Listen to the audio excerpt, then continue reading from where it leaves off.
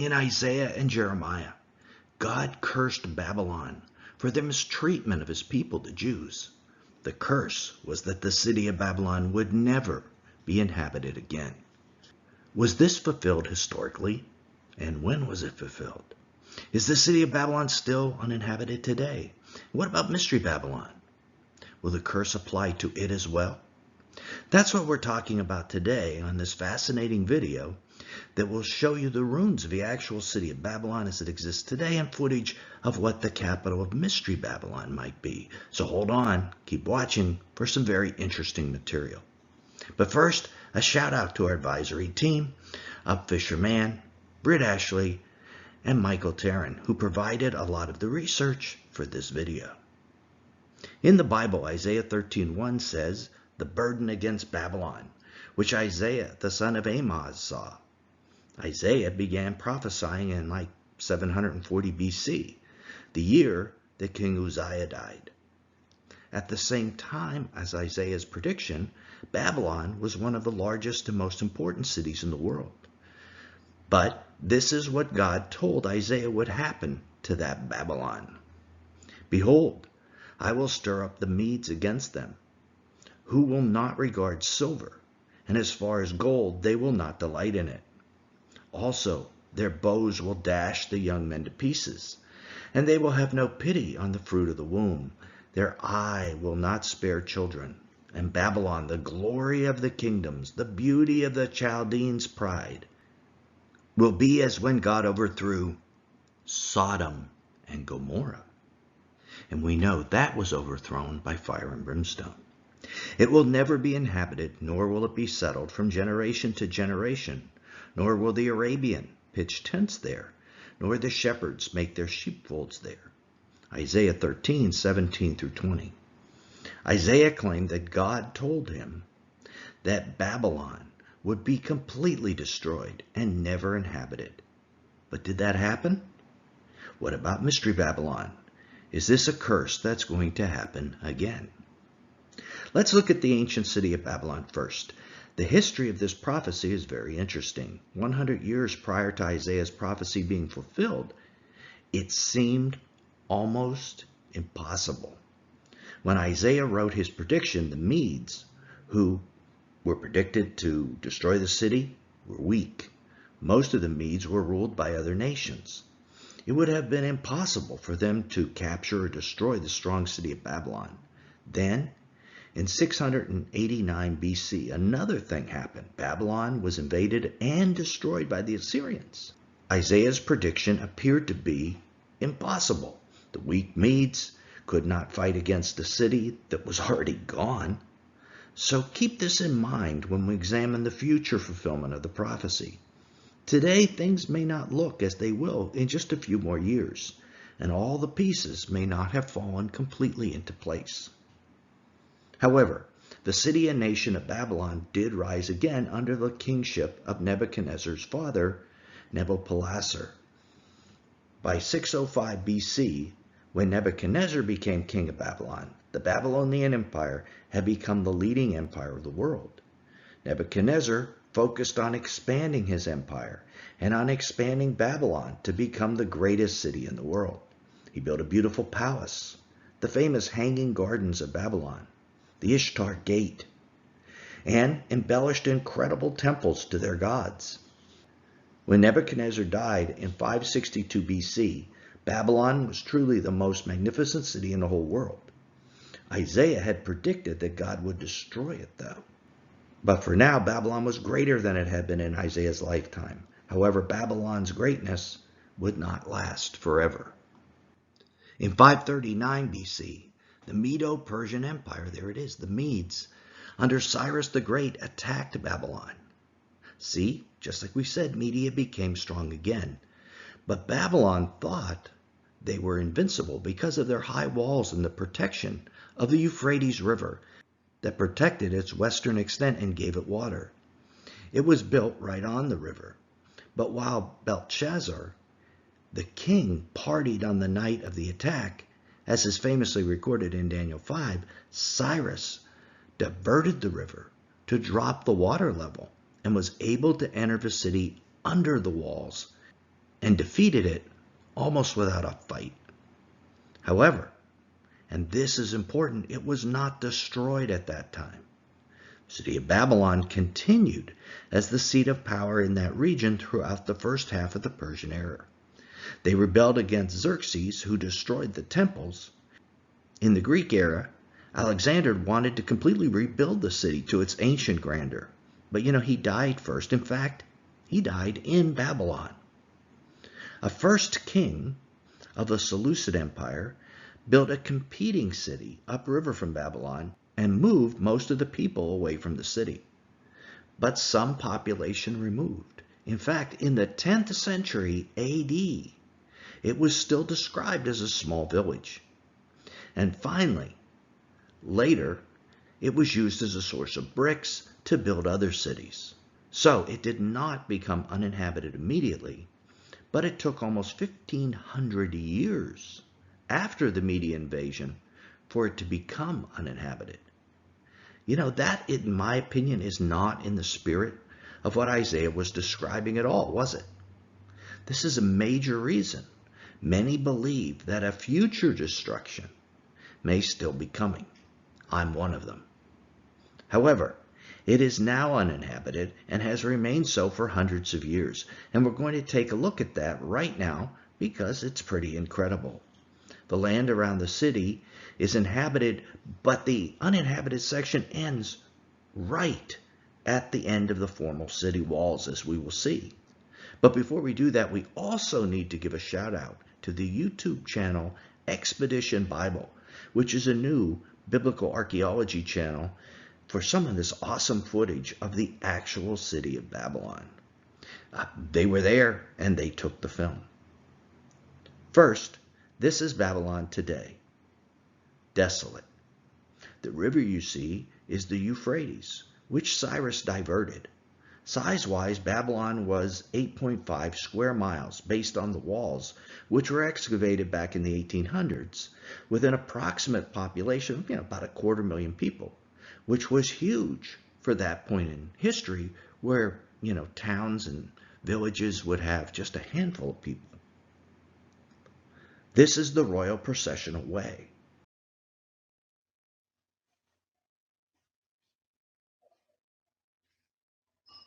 This is the Ishtar Gate.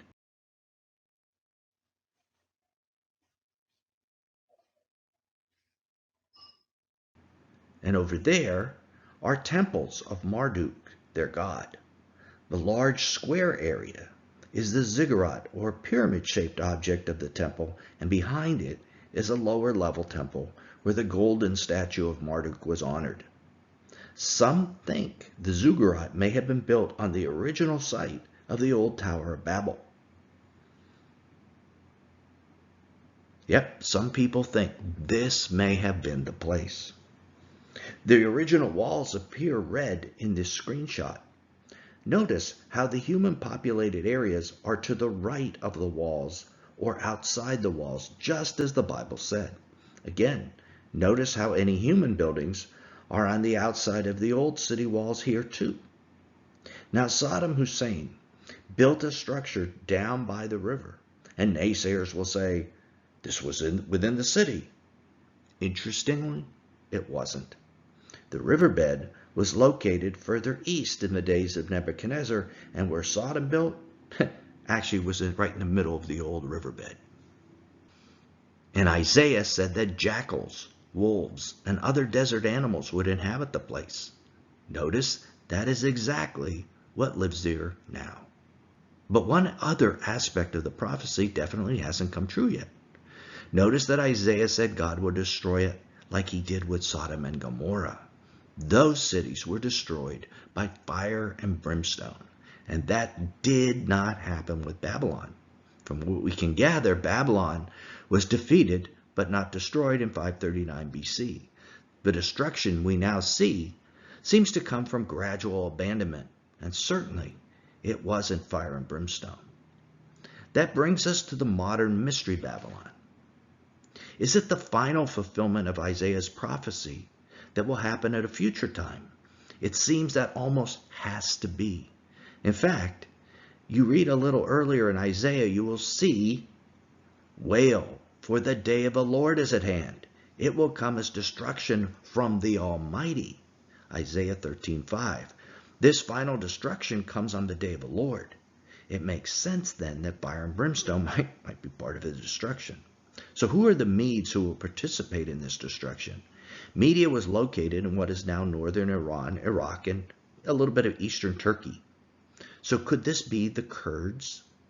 Yes, Kurdistan matches this area very, very well. Could it be Iran? Yeah, Iran seems to match this area as well. Jeremiah quotes these verses found in Isaiah and claims the nations that come against Babylon are, behold, a people shall come from the north, and a great nation and many kings shall be raised from the ends of the earth. Jeremiah 50, verse 9. Later in Jeremiah, he adds, call the kingdoms together against her.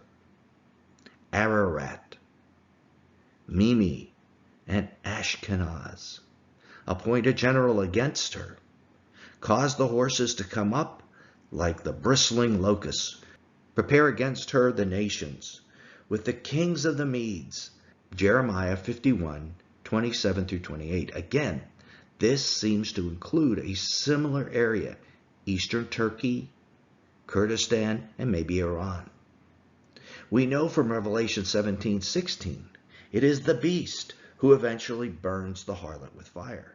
And the 10 horns which you saw on the beast, these will hate the harlot and make her desolate and naked and eat her flesh and burn her with fire.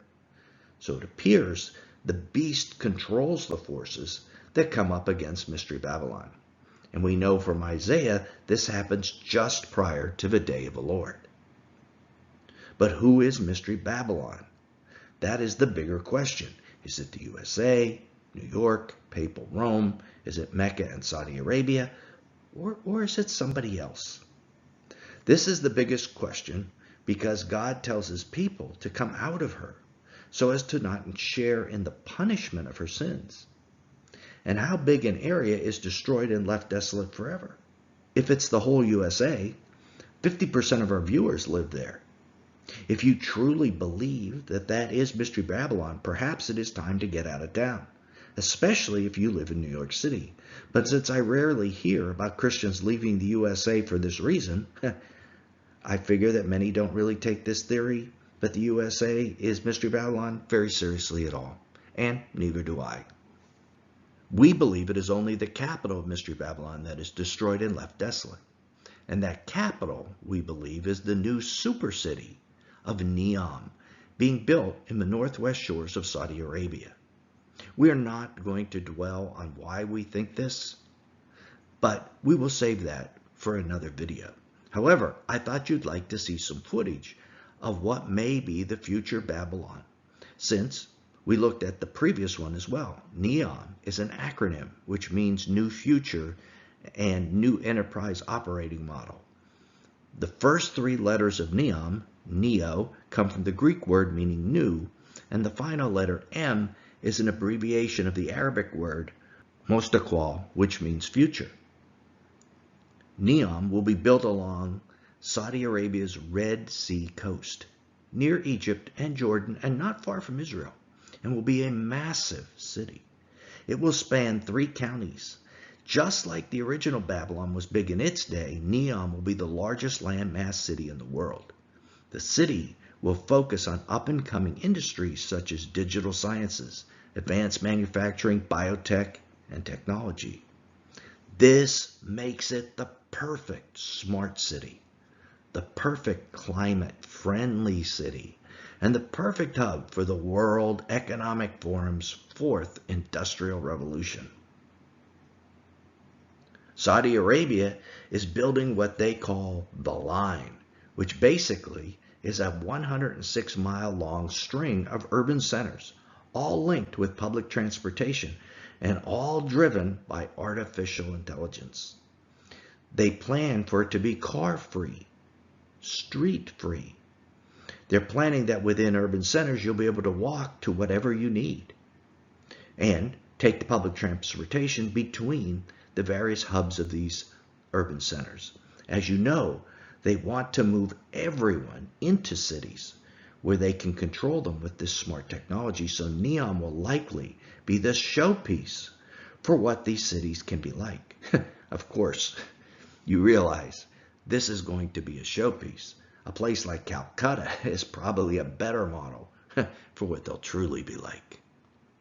Now, let's take a look at a propaganda piece that Neom has put out about this idea of the line. Contemporary cities couldn't cope with growth.